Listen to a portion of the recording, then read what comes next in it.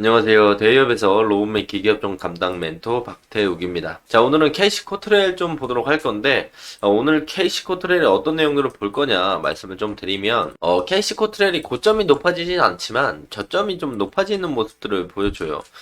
정확한 패턴으로 보면 주가 상승, 조정, 상승, 조정, 상승 하면서 저점들은 높여가는데 고점들은 높아지지 않는 모습들을 좀 보여주곤 있거든요. 그래서 상한선은 좀 제한적이고 하방은 좀 올라오는 모습들을 보여주니까 요 상방을 한 번만 뚫어주면은 추가적인 상승에 대한 모멘텀이 크게 나올 수 있다. 우리가 그런 기술적인 부분들을 좀 확인해 볼 수가 있겠고, 또한 우하향 추세를 돌파하는 부분들이 딱 그 라인이거든요. 상승, 조정, 상승, 조정, 상승. 근데 이 상승이 이번에 고점들을 돌파하는 게 딱 우하향 추세 라인들을 돌파하는 라인이기 때문에 이 돌파 여부가 좀 중요할 것이다 라고 보여지고, 이 상승이 처음에 시작됐던 시발점, 상승에 대한 모멘텀, 이 상승에 대한 모멘텀 때 거래량이 엄청 들어왔어요. 그 거래량이 터진 그날 기점으로 해당 라인들만 이탈해주지 않는다면 우리가 중장기적인 상승 모멘텀, 탄소 포집 기술에 관한 부분들로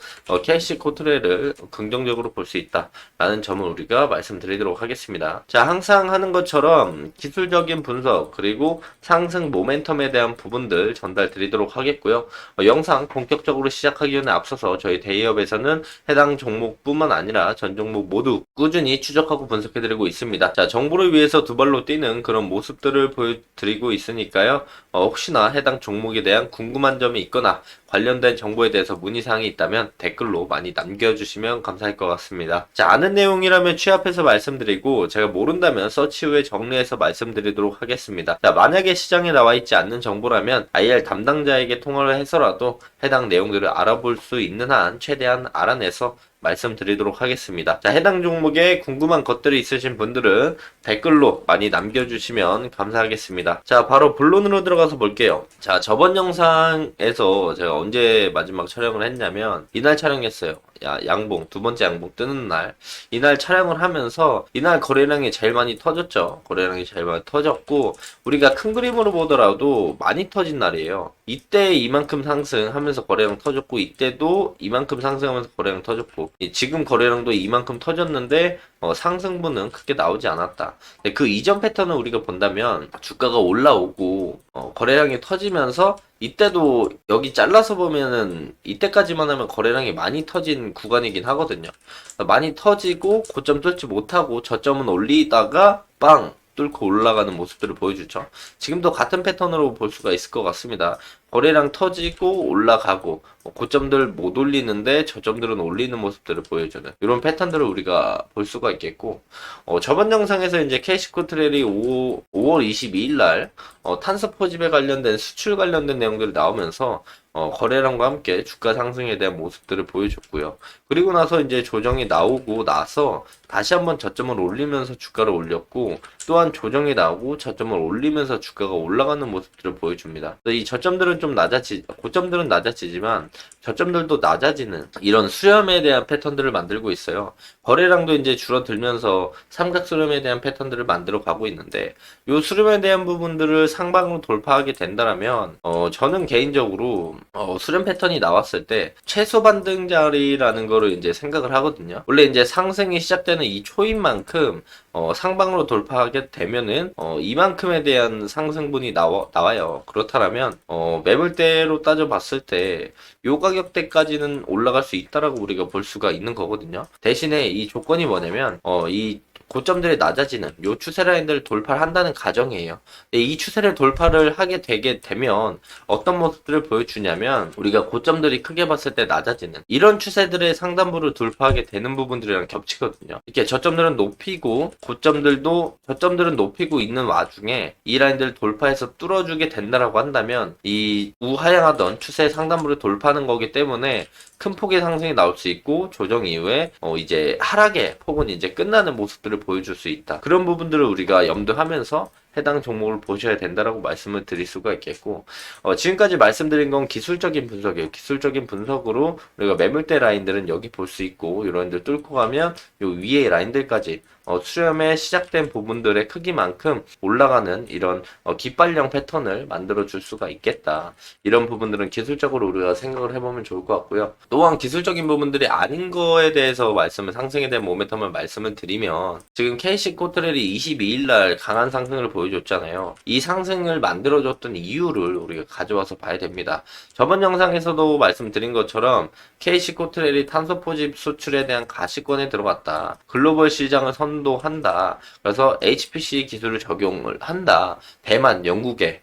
그래서 이런 부분들에 대한 내용들이 나오면서 주가가 이제 상승을 시작했고, 그 상승에 대한 모멘텀으로 계속 저점을 올리는 그런 모습들을 보여주고 있는데, 이 탄소 포집에 대한 설명은 제가 저번 영상에서 자세히 이야기해 놨습니다. 제가 5월 23일 날 올린 영상을 보시면 탄소 포집에 관련된 부분들에 대해서 자세하게 설명을 해 놨으니까 그 부분들을 보시면 좋을 것 같고요. 해당 내용들로 인해서 주가가 변동폭을 만들어 주면서 저점을 올리는 모습들을 보여준다. 그래서 이 라인들을, 추세 라인들을 좀 돌파해서 올라갈 거면 이전에 거래량이 이 죽는 것들을 이겨내고 이런 식의 거래량이 상승이 나오면서 주가를 좀 강하게 뚫어줘야 주가가 큰 상승을 보여줄 수 있거든요.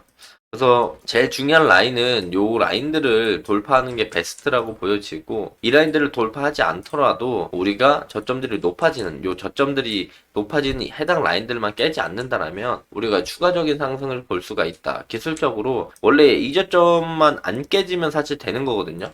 근데 우리가 리스크를 좀 짧게 잡기 위해서 이 전저점만 깨지지 않는다라면 우리가 상승을 좀 더 볼 수 있고 돌파 매매에 대한 수급이 들어올 수 있기 때문에, 여기서 이제 조정이 이렇게 나온다고 한다면 요 라인들을 우리가 좀 노려보면 추가적인 상승에 대한 모멘텀을 볼 수 있고 손익비적으로 괜찮은 자리들을 만들어갈 수 있으니까 KC 코트렐의 해당 내용들을 보시면 좀 좋을 것 같고, 삼성물산에 대한 그 소송건 그 부분으로 인해서 패소가 나오면 주가가 급락이 나올 수도 있어요. 그래서 그런 부분들을 조금은 우리가 리스크로 보면서 조심은 해야 된다라고 말씀을 드릴 수가 있어요.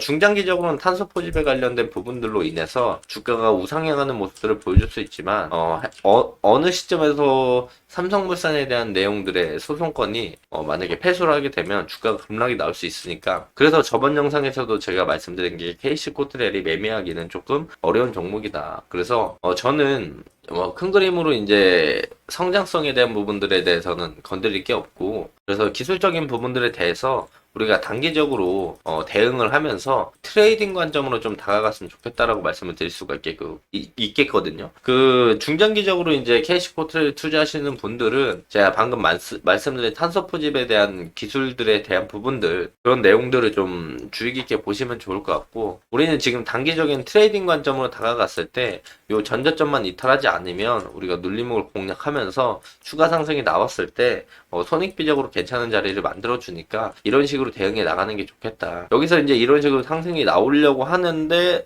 삼성물산 소송권 때문에 주가가 이렇게 빠지면 요 라인들이 이탈 시에 우리가 리스크 관리를 해야 된다라는 점을 말씀을 드리는 거예요. 그래서 6월 5일 날 나왔던 기사인데, 삼성물산에 관련된 기사를 좀 하나 보면 KC 코트렐 삼성물산 330억 손배소는 갑질이라고 내용이 나오면서 삼성물산 측에서 소송을 했다라는 거에 대해서 대응을 하고 있는 단계입니다. 그래서 해당 내용들로 인해서 결과가 어떻게 나오느냐에 따라서 주가의 방향성이 좀 정해질 수 있다. 오히려 이거에 대한 승소가 진행이 되면은 이 패소에 대한 부분들, 리스크에 대한 부분들이 해소가 되는 거니까, 해소가 되면 오히려 주가 상승에 대한 더 탄력이 붙을 가능성이 충분히 있다라는 점을 우리가 인지를 하면서 해당 내용들을 보시면 좀 좋을 것 같다 말씀을 드릴 수가 있겠고요. 또한 이제 리스크 해소에 대한 부분들, 다른 부분들을 또 본다면 HJ중공업으로부터 고성 하이화력 탈황설비 컨소시엄은 공사 대금에 대한 소송이 대부분 무혐의로 처리됐다라는 점에서 긍정적으로 좀 해석이 됐다. 그래서 이런 부분들도 주가 상승에 대한 부분들을 억누르고 있었던 부분들인데, 그런 부분들이 조금 해소하면서 우리가 상승에 대한 모습들이 나올 때 하방 압력을 좀 제한하는 그런 긍정적인 내용들이 나온다라는 점을 참고하시면서 캐시 코트렐 보시면 좋을 것 같습니다. 자, 해당 영상은 제 개인적인 견해가 많이 담겨 있기 때문에 투자자분들의 주관적인 생각 그리고 제가 말씀드린 해당 내용들을 토대로 현명한 선택을 하시면 좋을 것 같습니다.